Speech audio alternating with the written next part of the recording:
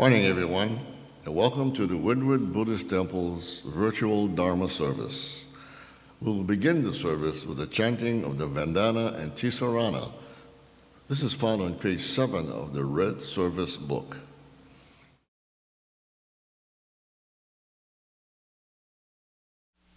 Namo tassa bhagavato arahato sammasambuddhassa. Homage to him, the exalted one, the enlightened one, the supremely awakened one. Buddham saranam gacchami,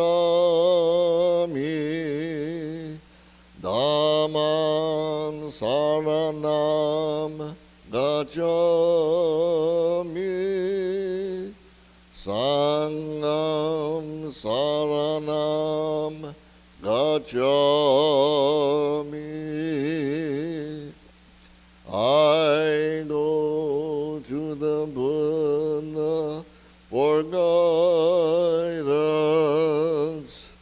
I go to the Dharma for guidance. I go to the Sangha for guidance. Namanda visu namanda namanda namanda.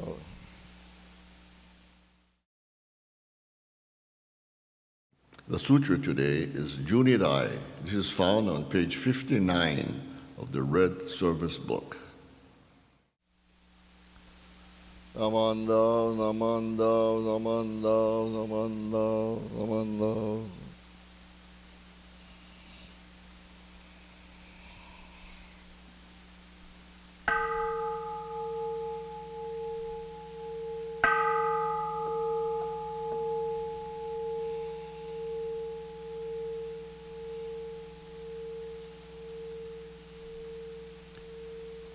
Keshu teni shokugyo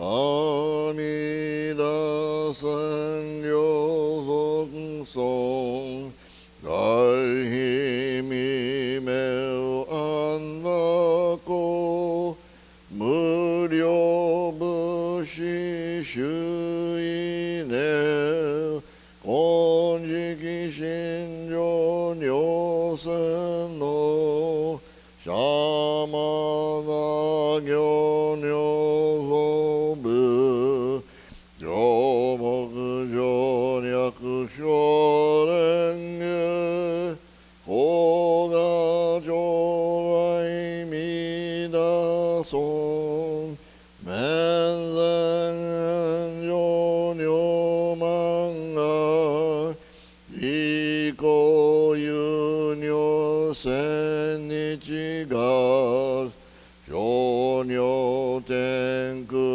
kushira koga chorai midason kannon jonai kanshu ju shuju meuso ho shogon nobu no makeman koga chorai minason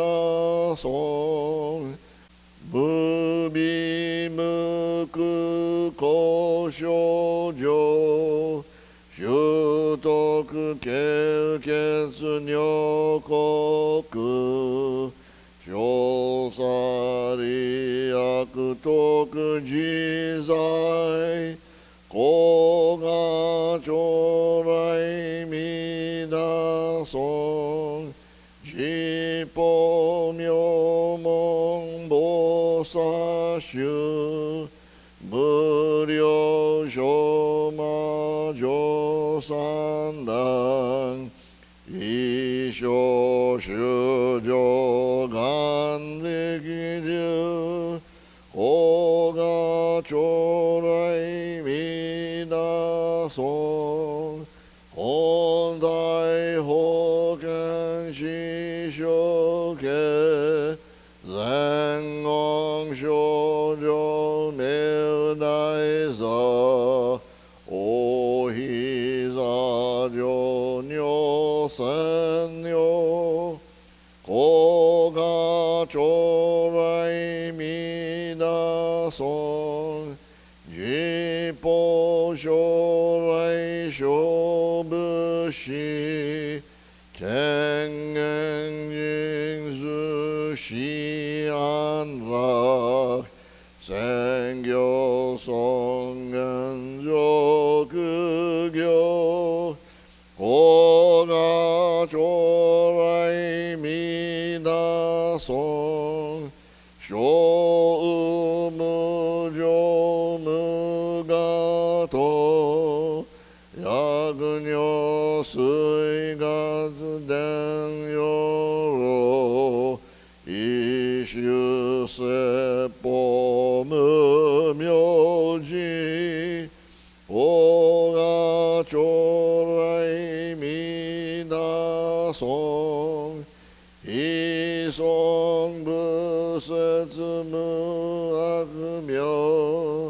야금은요닝 아그너흐 슈닝 시신교희송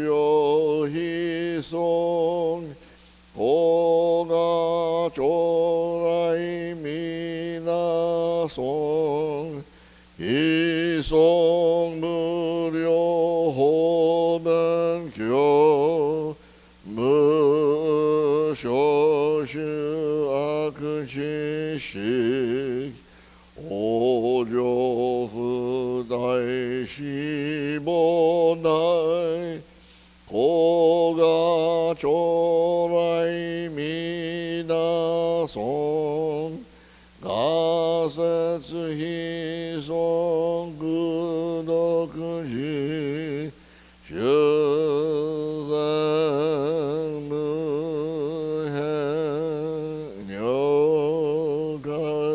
슈생무해녀가이스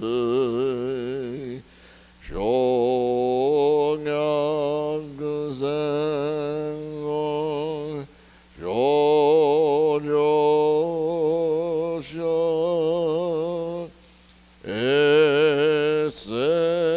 에세슈요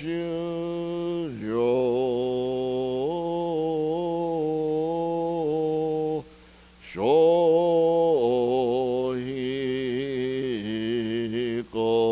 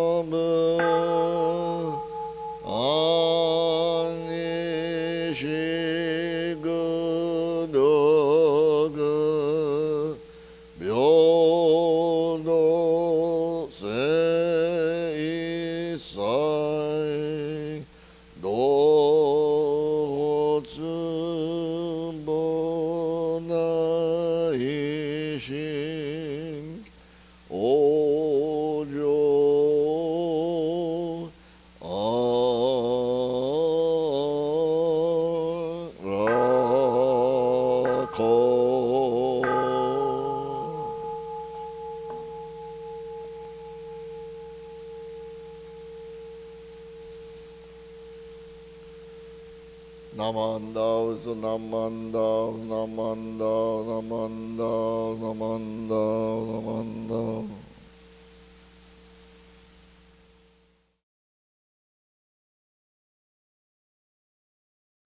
For our recitation today, I will read our pledge. Reaching out to others, I will share a smile and gentle words, just like the Buddha, who always calls out with aloha. Breaking away from my greed, anger, and ignorance, I will try to live in peace and harmony, just like the Buddha, who shares tranquility and kindness with all.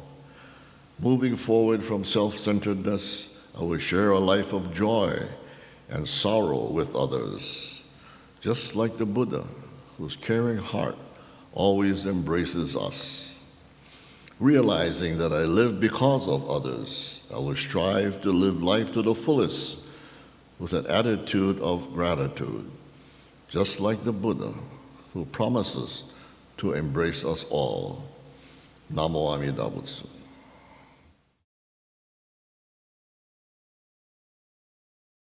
I am grateful for the past 20 years. My family has had the travel bug. We started our family travels when our firstborn Bryn was only 6 weeks old. We traveled to a multitude of cultures while our kids were noticeably young, especially to third world and developing countries. This led me to use the words to describe our travels are, we're going on a trip. We are not ever on a vacation because of the stresses of traveling with young kids abroad. Many of our travels brought us to Southeast Asia and the Himalayan countries, where we experienced a plethora of Eastern cultures and lifestyles. As you may know, Buddhism is practiced throughout Asia. Interestingly, Buddhists make up about 7% of the world population, though only 1% of the United States population. One of our favorite sightseeing activities on our trips was visiting a variety of Buddhist temples, from the 3,000-foot-high Tiger's Nest Monastery in Bhutan, built in the 1600s, to the all-wooden Waimanalo Temple in Seoul, Korea, built in 1924, which, as many of you may remember, we almost burnt down with my children trying to light incense. Initially, our exposure to Buddhist temples was about the art and the surrounding culture. Soon, however, we began to learn about the practice of Buddhism and became intrigued by the richness of life offered by Buddhist teachings and its congregants. Academically, the teachings of Buddhism are rather straightforward and easy to memorize. However, as I got more familiar with the practices of Buddhism, I found myself struggling to apply these teachings. Certainly a case of easier said than done. So why are the Buddhist practices so difficult to live by? Many of you listening to this Dharma talk are so resilient, so grateful and compassionate. I think the Buddha would give you all a major high five. As more of a newcomer to Buddhism, I am still on the path of understanding. As a science-minded guy, I believe there must be a neurologic basis for engaging life without any sense of craving, without a sense of greed, hatred, or delusion. So today's talk will focus on the biological brain structures that give us the how-to to end suffering, along with the way our brains work that make the practice of Buddhist teachings so challenging to incorporate into our daily lives.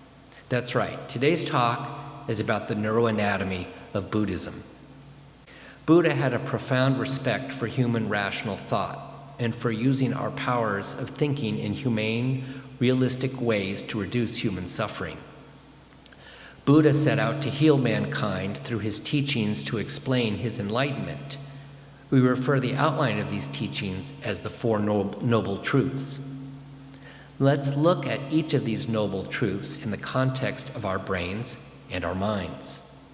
What's the distinction, you ask? Well, there is a word in neuroscience called neuroplasticity. Neuroplasticity is basically saying our brain is like a muscle. You can make it stronger, more efficient, and say more athletic with exercising it. So even though our brain creates our minds, we can use our minds to sculpt our brains. We can use our minds to change our brains for the better.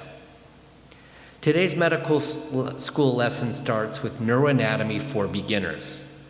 We'll divide the brain into 4 easy sections, building from the bottom up. First, there is the brainstem at the base of our brains. This reptilian portion of our brain controls our basic functions, our breathing, heart rate, wake-sleep cycles, the basics. This portion just keeps us alive. Just above our brainstem arises the midbrain, containing structures such as the thalamus, which is a switchboard for sensory information, the hypothalamus, which directs our automatic nervous system, more on that later, the pituitary gland, to pump out these hormones that control a lot of our more primal drives, such as a need for water, food, sex, and primal emotions such as fear and rage. Third, the limbic system is a circular structure in our brain that is the grand central station of our emotional state. Here we find the basal ganglia for movement, the hippocampus for memories, and the amygdala, which we will also discuss later in this talk. And finally, there is the cortex, or gray matter, which is the crowning achievement of our 85 million year evolution. Our cortex is where we handle abstract reasoning and concepts, values, planning, and what we call executive functioning, which my wife will tell you I am lacking. The cortex also controls our voluntary movements, perceptions, language, and interprets what our eyes see. Now let's connect Buddha's teaching to our neuroanatomy. The first noble truth is that there is suffering in the world. This suffering is a pervasive dissatisfaction that colors every moment of life. And as discussed at prior Dharma talks, that much of it is self-inflicted. Quick timeline. 85 million years ago, primates diverged from animals. Homo erectus, most early man, or in this case, women, Lucy, the most intact skeleton of early man, dates back 4.5 million years. Tools used according to fossil records started 1.5 million years ago. Neanderthal man started about 400,000 years ago. And organized agriculture started roughly 10,000 years ago, allowing us humans to stop depending on hunting and gathering and all become vegan. During our evolutionary period, our brains developed a bias towards the negative, or I like to refer as, oi, I'll just sit in the dark. Negativity bias. Stressful experiences tend to get woven into the nets of our memories. This is the brain's negativity bias, a product of evolution in harsh conditions. Let me explain. Our ancestors needed to get metaphoric carrots, such as food, while avoiding the metaphoric sticks, such as predators. Both are important, but imagine living 100,000 years ago. If you don't get a carrot today, you'll have a chance tomorrow. Yet if you don't avoid every stick, you get eaten and no more carrots forever. Consequently, the brain scans for bad news, over-focuses on it, and can react to it fast-tracking the whole package to our memory circuits. The problem develops because our brains developed to be alerted and respond to a rattling in the bushes. But in today's world, the bushes seem to be rattling everywhere all the time. With our daily morning routines, we log on to the news each morning, we read upsetting experiences that negatively sensitize a portion of our limbic system called the amygdala. The amygdala works with our midbrain as a kind of alarm bell that responds to emotionally charged negative stimuli. This reaction to apparent and real threats causes the amygdala to increase the stress system in our brain, which in turn creates stress hormones to circulate freely at higher levels. These chronic stress hormones create a state of anxiety in our bodies. This anxious state can get lodged beneath our conscious awareness, creating constant anxiety regardless of any situation. This overstimulation often leads to a depressed mood, anger, and lashing out at others, and enhancing a feeling of us versus them mentally.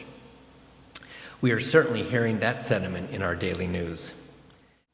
In my reading, we are even seeing negative experiences for newborn infants, not getting the physical comforting they need, having lasting effects even into adulthood. Yes, unlike other parts of our brain, the amygdala is fully formed when we are born. In contrast, our hippocampus for memory is not fully formed, so it is hard to remember things in your life before the age of 3. We evolve to pay attention to unpleasant experiences. This negativity bias overlooks good news, highlights bad news, and creates anxiety and pessimism. In effect, we have a brain that is Velcro for pain, harmful experiences, and more Teflon for enjoyable ones. Suffering. Suffering is indeed an inherent feature of our lives. We have inevitable suffering as part of the human condition, grief, physical pain, being sick, etc. While we cannot remove this essential suffering, since it is grounded in our biology, we can understand it, which brings a sense of clarity and calm. Additionally, if we can calm our nervous system and not resist some pain, then we won't add suffering onto suffering, so-called added suffering. Using Buddhist teachings, chronic suffering can be reduced, which in turn lowers the limbic system's chronic anxiety. Albeit a slow process, with Buddhist wisdom, there is effective retraining of our minds to nurture happiness. This is done by letting go, positive thinking, mindfulness, concentration, and having insight. Now let's take a look at how our midbrain relates to the second noble truth of Buddhism, that of our self-inflicted ills known as the 3 poisons of desires or cravings, hatred, and ignorance. Poison number 1, craving. The deepest roots of craving are in the biological base of drive states that we share with other animals. The neurobiological hardware of this state emerged millions of years ago. As a primordial creature, we enter a drive state when there is a sense of deficit or disturbance in the meeting of an important need, and we have an innate need to avoid harms, approach reward, and attach to others. When there is an invasive sense of need insufficiently met, the brain initiates a neurohormonal stress reaction. The amygdala signals the nervous system to prepare for fleeing and fighting. Simultaneously, it signals the hypothalamus to call for stress hormones to be released. In the mind, depending on whether safety, satisfaction, or connection is challenged, stress hormones call for a sense of fear, frustration, or hurt. Mother Nature's biological blueprint is designed for brief bursts of this activity that end quickly. But our modern way of living and our cortical brain's advanced capabilities to regret the past and worry about the future routinely put us into a chronic, mild to moderate state of stress. How do we dial down this enhanced stress state? Many of our routine, everyday activities of thought, words, and deeds actually involve no experience of craving. By focusing on the activity at hand and not any cravings elsewhere in the mind, we subdue our cravings. Further, when we feel resourced enough to meet our needs, we don't have to fire up our stress reaction to deal with them. Most fundamentally, we can address cravings as well as challenges with the sense that our needs are already sufficiently met, a feeling of fullness and balance in the core of who we are. This becomes a biological and psychological basis for resilient well-being. Here are some of the inner resources we need. Relaxation and a sense of calm that makes us feel safe. Gratitude and a sense of accomplishment helps us with satisfaction. Feeling included is our resource for connection. And no matter what, remember, love is the universal medicine. In essence, to develop an unshakable core inside yourself, look for the little ways in the flow of everyday life to feel a little bit more relaxed, protected, strong, and at ease. Feel a little more grateful and a little more cared about and caring, and a little more loved and loving. Poison number 2, hate. For millions of years, our ancestors were exposed to starvation, predators, and disease. To make matters worse, climate ups and downs brought droughts and ice ages, intensifying the competition for scarce resources. In those tough environments, it was reproducibly advantageous for our ancestors to be cooperative with their own band of people, but aggressive towards other bands. So as it turns out, most aggression and hate is a response to feeling threatened. Feeling threatened or hatred increases our fight or flight hormones and nervous system into action. The response is located in our midbrain. Within our midbrain, there is found the control center for our autonomic or automatic nervous system. This is part of the nervous system that works without our conscious control.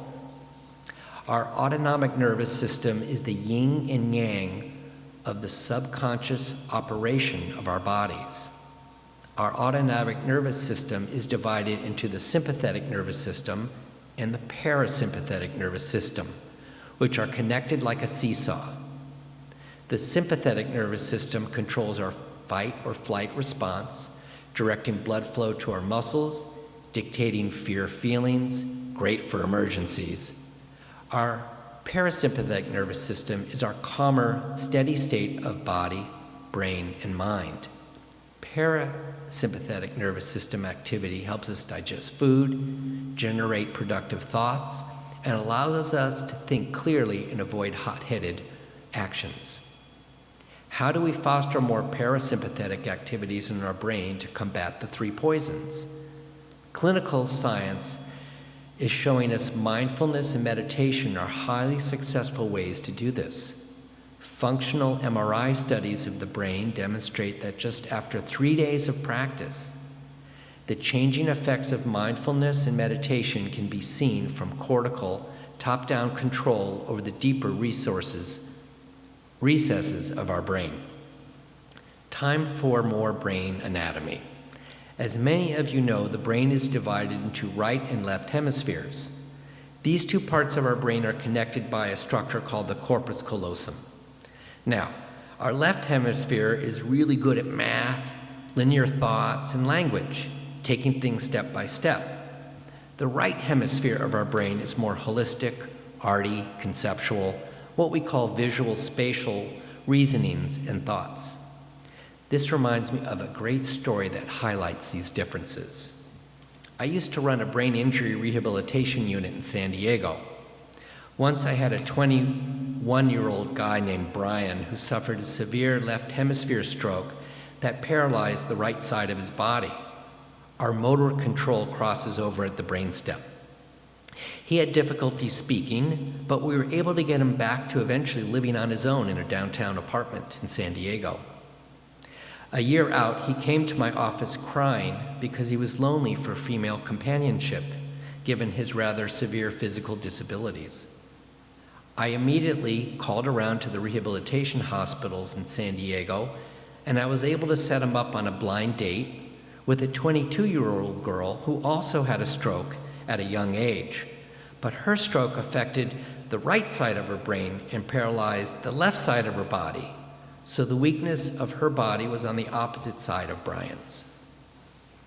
My wife and I accompanied these 2 on a date, first at a high-rise bar at the Hyatt San Diego Hotel, and then a local sushi restaurant. As you can imagine, it was a study in left versus right hemisphere stroke recovery for both a rehabilitation physician husband and his neurologist wife.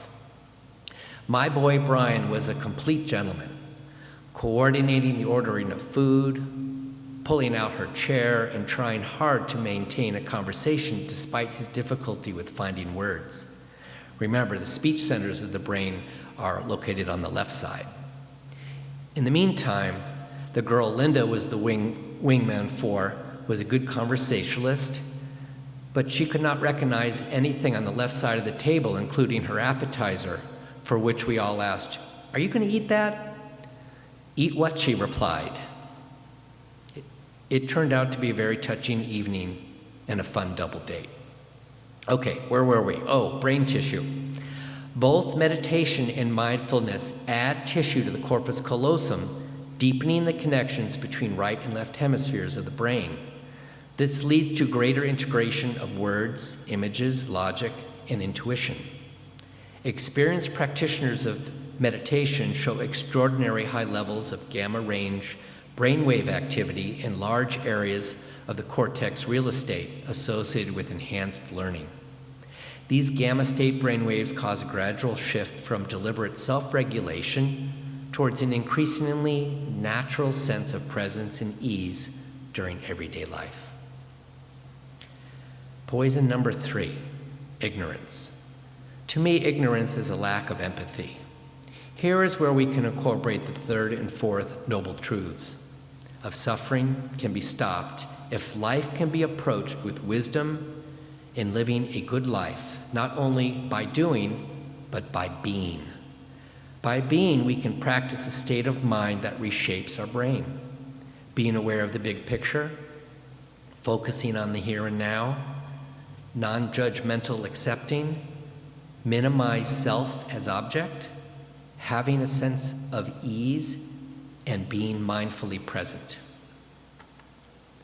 In summary, our cortex has great influence over the rest of our brain, which has been shaped by the evolutionary pressures over millions of years.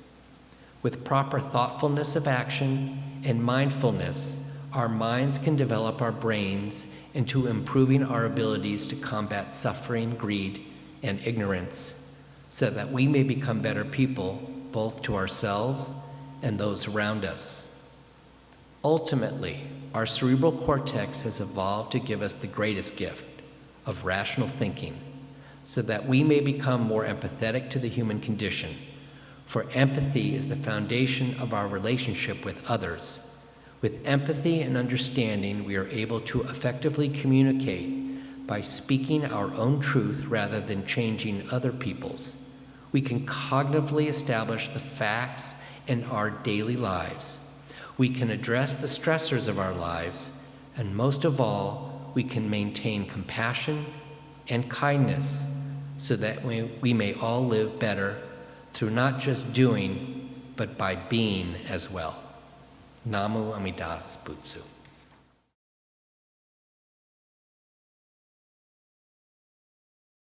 The Gatha for today is In Bloom, and this is followed by the Nembutsu.